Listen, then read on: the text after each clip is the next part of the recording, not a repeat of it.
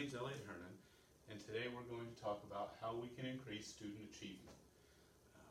This was an article written, and it brought up 3 ways of reform to improve student achievement, and their kind of big catchphrase was making the trains run on time. It's not going to be about anything fancy, it's not going to be about anything new, any more burden on the teachers. These are just 3 things that we can do as a school to help improve our students' scores and get them up where they need to be. Those top 3, the 3 that they talked about in this article, were to adjust the school start times. Imagine what you could do with one more hour in the day.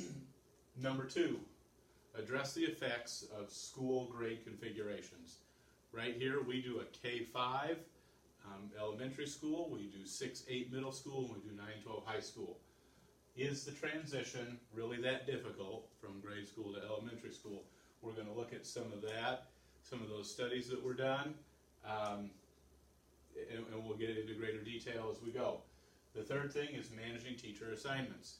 Is it better to change and stay fresh and stay new, or is it more beneficial for teachers to have that stability, being in the same room for 20-25 years? So the first thing, changing school times. Now I know I said adding an hour to the day. What I meant was starting school an hour later. Teenagers' sleep schedules are constantly getting later and later. This isn't due to playing video games, staying up online chatting, talking on the phones with girlfriends and boyfriends.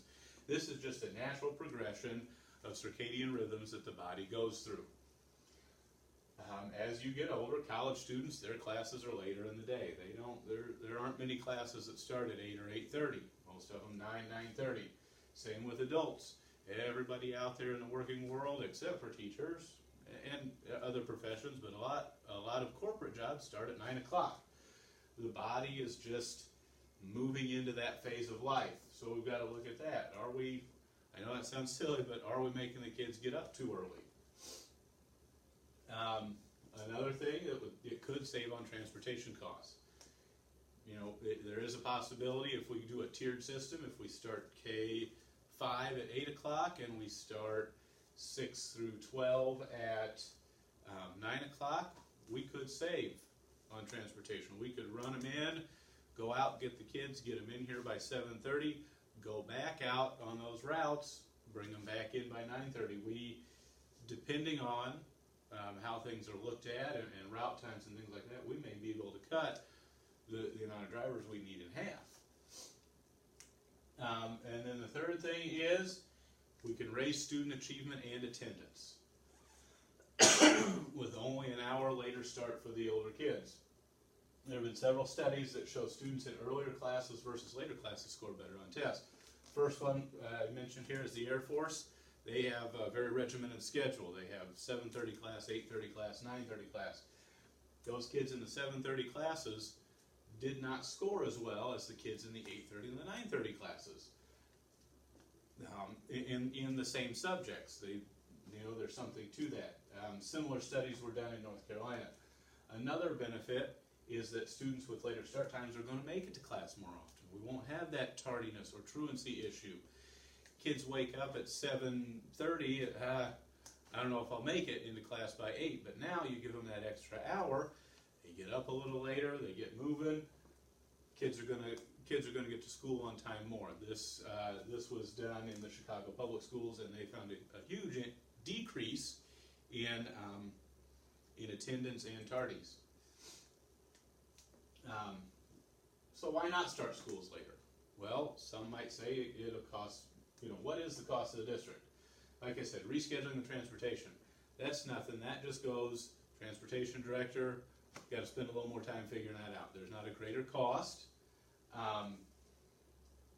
It could cut transportation services. We may not need 10 buses. We may only need 6, 7 buses. If we've got less kids on a bus, we can maybe run a bigger route. We get our kids, I know our kids get in here, longest bus rider is on there maybe 40 minutes, so we could extend that a little bit. I know getting in that hour range is the difficult part, and that's something we try to keep on the lower side, but if we had to, we could stretch and make that stretch that dollar a little bit.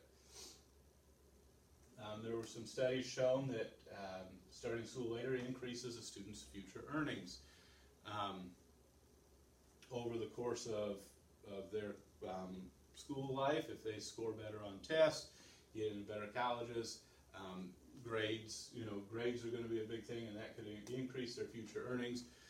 One study showed up to $17,000 that a student could earn more if they got better grades and were in school more often. And then, as I said before, there's no operating cost for moving the start day of the school back. Most schools are in operation 6.5, 7 hours. You could easily go from 9 o'clock to 3:30, still get in your 6.5 hours of learning, possibly eliminate a study hall, things like that, and things could be for the better. Right here. So what about after school activities? Well, you've got a 6.5 hour day, like I just said, 9 to 3:30. Kids that are in sports or activities, you could have them in physical education, study hall, things like that, so you could start practices earlier. In the grand scheme of things, the article states that there aren't that many kids that will be affected by this. You're looking at what is the grand number, the big picture. How is this going to affect the largest number of kids? Kids involved in after-school activities wouldn't be that affected by an extra half hour on the end of the day, because our day is 8 to 3. If we bumped the older kids back 9 to 3:30, it's not going to make that big a difference. They talked about putting lights on the fields. That could be an option. I don't know if that's necessary here. By the time fall sports are ended or spring sports starts, you're pretty well inside for the winter, and daylight savings doesn't affect that too much. So I don't know if that's necessary, but the argument in the article was that putting those lights up is going to cost less than future earnings for the students or savings for the district. So just something to think about. Second big change, second big reform that we could make is grade level configuration. So some questions you may have: how does this affect the students? Is there a rhyme or reason to it? Is this best for what is students, or is it just what's been done? What does the research say? And is it time for a change? Well, now I want to go back. So how does it affect our students? The transition, it shows that the transition from 5th grade to 6th grade is a big one.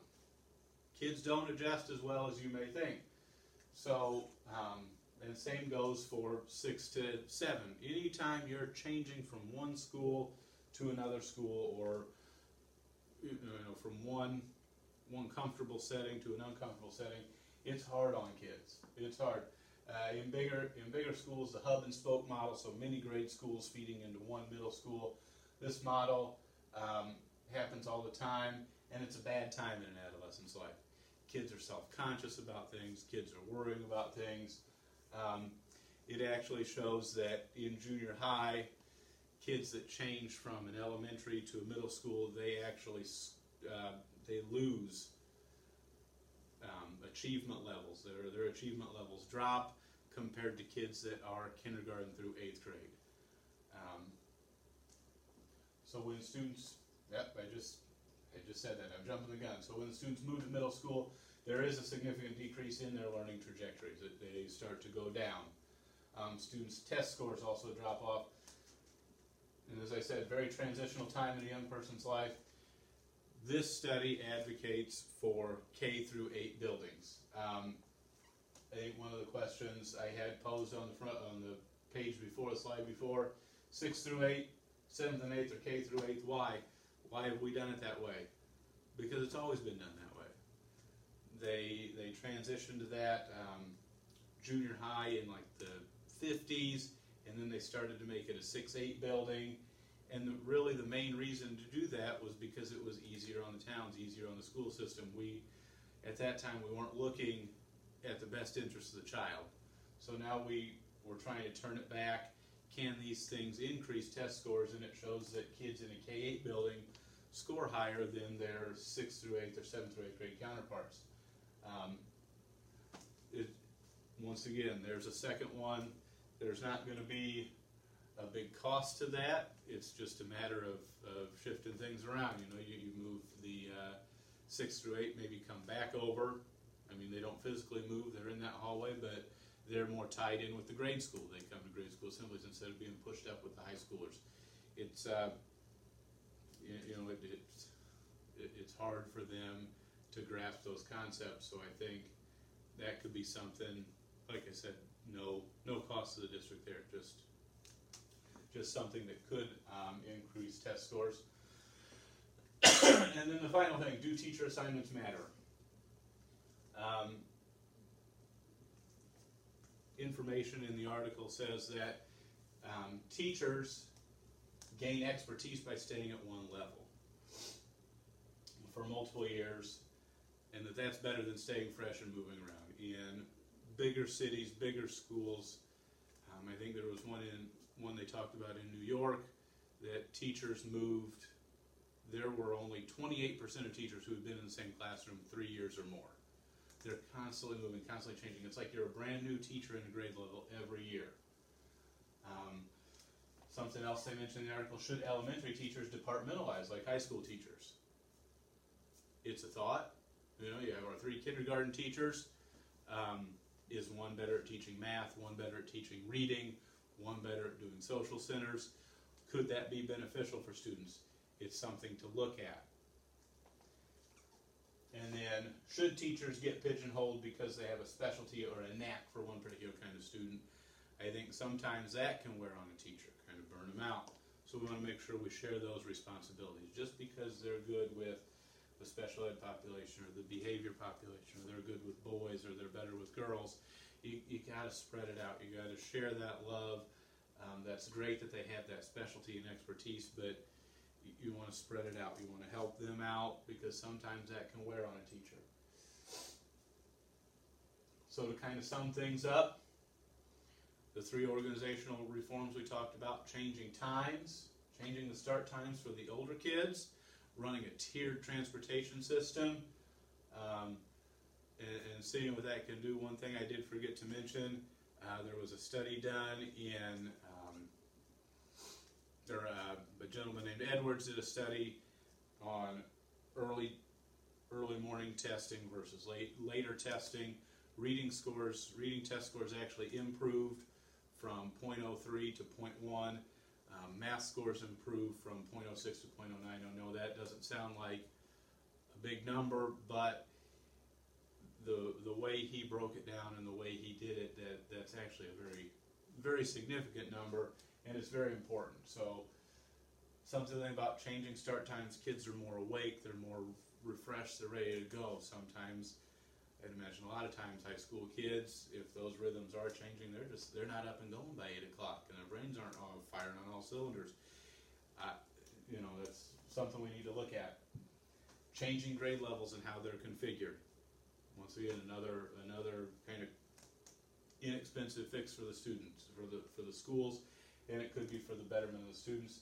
And then managing teaching assignments. If you've got a teacher who's been in a grade level for 10, 15 years, they know exactly what they're supposed to be doing. They're professionals, so they know. It'd be like you folks changing jobs getting a different job every 3 years. Are you going to be any good at it? No, probably not if you're changing every 3 years. So keeping teachers where they're at and kind of managing what they're doing, that's also going to help the kids and raise those achievement levels. So, like, you go home, think about it. Can any of these things make a difference in our school? Thank you for coming out. That's the end of my presentation.